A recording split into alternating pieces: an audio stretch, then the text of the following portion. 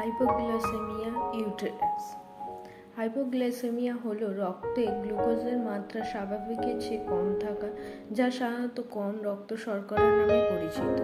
জরায়ু বা গর্ভাশয়ে হাইপোগ্লাইসেমিয়া বলতে ভ্রূণের মধ্যে কম গ্লুকোজের মাত্রা বোঝায়।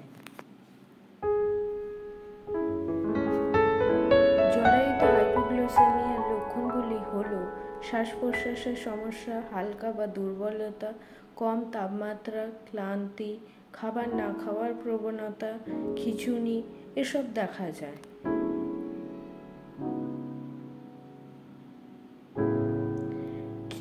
এর সম্ভাব্য কারণগুলি হলো অতিরিক্ত মদ্যপান, কিছু জটিল রোগ যেমন গুরুতর লিভার রোগ, সংক্রমণ, কিডনির রোগ এবং হৃদরোগ, ইনসুলিনের অতিরিক্ত উৎপাদন, অগ্নাশয়ের টিউমার, হরমোনের ঘাটতি, অ্যাড্রিনাল গ্রন্থি ও পিটুইটারি গ্রন্থির টিউমার এসব দেখা যায়।